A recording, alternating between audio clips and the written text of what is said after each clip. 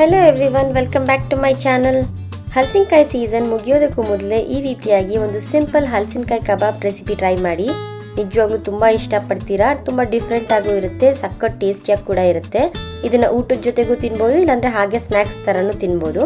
ಬನ್ನಿ ಈಗ ಕ್ವಿಕ್ಕಾಗಿ ಹೇಗೆ ಮಾಡೋದು ಅಂತ ನೋಡೋಣ.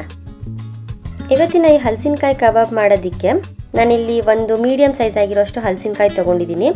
ಈ ತೊಗೊಂಡಿರೋ ಹಲಸಿನಕಾಯಿನೆಲ್ಲ ಸಣ್ಣ ಸಣ್ಣ ಪೀಸ್ದಾಗ ಕಟ್ ಮಾಡ್ಕೊಳ್ಳೋಣ. ಕಟ್ ಮಾಡ್ಕೊಳ್ಳೋದಕ್ಕಿಂತ ಮುಂಚೆ ಚಾಕುಗೆ ಮತ್ತು ಕಟ್ಟಿಂಗ್ ಟ್ರೇಗೆಲ್ಲದಕ್ಕೂ ಸ್ವಲ್ಪ ಎಣ್ಣೆ ಸವರ್ಕೊಂಡು ಕಟ್ ಮಾಡಿದ್ರೆ ಅಂಟಾಗೋದಿಲ್ಲ ಅಂತ. ಈ ರೀತಿ ಹಾಲೆಲ್ಲ ಬರುತ್ತಲ್ಲ, ಅದನ್ನ ಪೇಪರಲ್ಲಿ ನೀಟಾಗಿ ಕ್ಲೀನ್ ಮಾಡಿಕೊಂಡು ಸಣ್ಣ ಸಣ್ಣ ಪೀಸ್ ಆಗಿ ಈ ರೀತಿ ಕಟ್ ಮಾಡ್ಕೊಳ್ಳೋಣ. ಈ ರೆಸಿಪಿ ಮಾಡ್ಕೊಳ್ಳೋದಕ್ಕೆ ನಾನು ಇಲ್ಲಿ ಅರ್ಧದಷ್ಟು ಹಲಸಿನಕಾಯಿ ಮಾತ್ರ ಉಪಯೋಗಿಸಿದ್ದೀನಿ. ನೋಡಿ, ಇಷ್ಟು ಚಿಕ್ಕ ಚಿಕ್ಕ ಪೀಸ್ ಆದರೆ ಸಾಕು. ಇಲ್ಲಾಂದ್ರೆ ನಿಮ್ಗೆ ಯಾವ ಶೇಪಲ್ಲಿ ಬೇಕು ಅಂದ್ರೂ ಅದನ್ನ ಕಟ್ ಮಾಡ್ಕೊಬೋದು.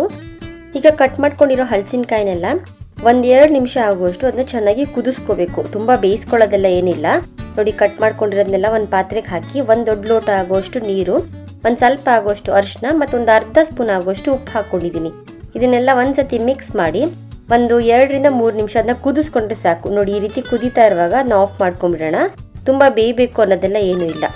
ಈಗ ಹಲಸಿನಕಾಯಿ ಮತ್ತು ಅದು ನೀರನ್ನೆಲ್ಲ ಫಿಲ್ಟರ್ ಮಾಡ್ಕೊಳ್ಳೋಣ. ಈ ನೀರನ್ನ ಬಿಸಾಡೋದು ಬೇಡ, ಹಾಗೆ ಇಟ್ಟಿರಿ.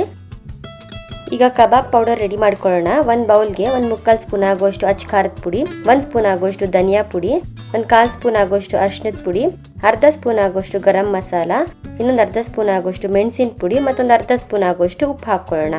ಹಲಸಿನಕಾಯಿ ಬೇಯೋವಾಗ ಉಪ್ಪು ಹಾಕೊಂಡಿದೀವಲ್ಲ, ಅದ್ರ ನೀರಲ್ಲಿ ನಾವು ಈಗ ಕಲಿಸ್ಬೇಕಾಗುತ್ತೆ. ಸೊ ಅದಕ್ಕೆ ಉಪ್ಪು ಅರ್ಧ ಸ್ಪೂನ್ ಮಾತ್ರ ಹಾಕೊಂಡಿದ್ದೀನಿ. ಇದ್ರ ಜೊತೆಗೆ 2 ಸ್ಪೂನ್ ಆಗುವಷ್ಟು ಕಾರ್ನ್ಫ್ಲೋರು, ಅರ್ಧ ಸ್ಪೂನ್ ಕಡಲೆ ಹಿಟ್ಟು, 1 ಸ್ಪೂನ್ ಆಗುವಷ್ಟು ಅಕ್ಕಿ ಹಿಟ್ಟು, 1 ಸ್ಪೂನ್ ಆಗುವಷ್ಟು ಮೈದಾ ಹಿಟ್ಟು ಹಾಕಿ ಚೆನ್ನಾಗಿ ಮಿಕ್ಸ್ ಮಾಡ್ಕೊಳ್ಳೋಣ. ನೋಡಿ, ಎಷ್ಟು ಸಿಂಪಲ್ ಆಗಿ ಮನೇಲೆ ಮಾಡಿಟ್ಕೊಬೋದು. ಈ ಕಬಾಬ್ ಪೌಡರ್ ಮಾಡಿಟ್ಕೊಂಡ್ಬಿಟ್ರೆ ಕ್ವಿಕ್ಕಾಗಿ ಕೂಡ ಮಾಡ್ಬೋದು. ಇದ್ರ ಜೊತೆಗೆ ಈಗ ಒಂದು ಅರ್ಧ ಸ್ಪೂನ್ ಆಗುವಷ್ಟು ಶುಂಠಿ ಬೆಳ್ಳುಳ್ಳಿ ಪೇಸ್ಟು ಮತ್ತೊಂದು ಸ್ವಲ್ಪ ಆಗುವಷ್ಟು ಕಸೂರಿ ಮೇಥಿ ಹಾಕ್ಕೊಂಡಿದ್ದೀನಿ. ಇದಕ್ಕೀಗ 1 ಸ್ಪೂನ್ ಆಗುವಷ್ಟು ಮೊಸರು ಹಾಕ್ಕೊಂಡಿದ್ದೀನಿ. ಮೊಸರಿಲ್ಲ ಅನ್ನೋರು ಬೇಕಾದರೆ ಸ್ವಲ್ಪ ನಿಂಬೆಹಣ್ಣು ಕೂಡ ಹಾಕ್ಕೊಬೋದು. ಮೊಸರಲ್ಲೇ ಮೊದಲು ಚೆನ್ನಾಗಿ ಈ ರೀತಿ ಕಲಿಸ್ಕೊಳ್ಳಿ. ಅದಾದಮೇಲೆ ನಾವಾಗಲೇ ಬೇಯಿಸಿಟ್ಟಿದ್ವಲ್ಲ ಹಲಸಿನಕಾಯ್ದು ನೀರು, ಅದನ್ನು ಹಾಕಿ ಚೆನ್ನಾಗಿ ಮಿಕ್ಸ್ ಮಾಡಿ ಒಂದು ಫೈನ್ ಪೇಸ್ಟ್ ಮಾಡಿ ರೆಡಿ ಇಟ್ಕೊಳ್ಳೋಣ. ನೋಡಿ, ಈ ರೀತಿ ಮಿಕ್ಸ್ ಮಾಡ್ಕೊಂಡ್ಮೇಲೆ ಈ ಪೇಸ್ಟ್ನೇ ಒಂದ್ಸತಿ ಟೇಸ್ಟ್ ನೋಡ್ಕೊಳ್ಳಿ. ಅಕಸ್ಮಾತ್ ಉಪ್ಪು ಖಾರ ಬೇಕಂದ್ರೆ ಒಂಚೂರು ಆ್ಯಡ್ ಮಾಡ್ಕೊಬೋದು. ಇದಕ್ಕೀಗ ಬೇಯಿಸಿಟ್ಟಿರೋ ಹಲಸಿನಕಾಯಿ ಎಲ್ಲ ಹಾಕಿ ಚೆನ್ನಾಗಿ ಮಿಕ್ಸ್ ಮಾಡ್ಕೊಳ್ಳೋಣ. ನೋಡಿ, ಆ ಕೋಟಿಂಗ್ ಎಲ್ಲ ನೀಟಾಗಿ ಅಂಟ್ಕೋಬೇಕು ಎಲ್ಲ ಹಲಸಿನಕಾಯಿ ಮೇಲೂ. ಆ ರೀತಿ ಮಿಕ್ಸ್ ಮಾಡಿ ಅಟ್ಲೀಸ್ಟ್ ಒಂದು 10 ನಿಮಿಷ ಅದನ್ನ ಮ್ಯಾರಿನೇಟಿಂಗ್ ಅಂತ ಇಟ್ಟರೆ ತುಂಬ ಚೆನ್ನಾಗಿ ಬರುತ್ತೆ. ನೋಡಿ, ಈ ರೀತಿ ನೀಟಾಗಿ ಕೋಟ್ ಆಗಿರಬೇಕು. ಈಗ 10 ನಿಮಿಷ ಆಗಿದೆ. ಒಂದ್ಸತಿ ಚೆನ್ನಾಗಿ ಮಿಕ್ಸ್ ಮಾಡಿಕೊಂಡು ಕಾದ ಎಣ್ಣೆಯಲ್ಲಿ ಅದನ್ನ ನೀಟಾಗಿ ಫ್ರೈ ಮಾಡ್ಕೊಳ್ಳೋಣ. ಎಣ್ಣೆ ಸ್ವಲ್ಪ ಮೀಡಿಯಂ ಫ್ಲೇಮಲ್ಲಿ ಕಾದಿರಲಿ. ನೋಡಿ, ಈ ರೀತಿ ಒಂದೊಂದೇ ಬಿಡಿ ಬಿಡಿಯಾಗಿ ಹಾಕಿದ್ರೆ ನೀಟಾಗಿ ಎಲ್ಲದಕ್ಕೂ ಮಸಾಲೆ ಕೋಟ್ ಆಗಿರುತ್ತೆ ಅಂತ. ಮೀಡಿಯಂ ಫ್ಲೇಮಲ್ಲಿ ಈ ರೀತಿ ಚೆನ್ನಾಗಿ ಫ್ರೈ ಮಾಡ್ಕೊಳ್ಳೋಣ. ಒಂದು 5-6 ನಿಮಿಷ ನೀಟಾಗಿ ಫ್ರೈ ಆಗುತ್ತೆ. ನೋಡಿ, ಈ ರೀತಿ ಮೀಡಿಯಂ ಫ್ಲೇಮಲ್ಲೇ ಅದನ್ನ ಚೆನ್ನಾಗಿ ಬೇಯಿಸ್ಕೊಳ್ಳಿ. ನೋಡಿ, ಕಬಾಬ್ ಎಷ್ಟು ಚೆನ್ನಾಗಿ ರೆಡಿಯಾಗಿದೆ.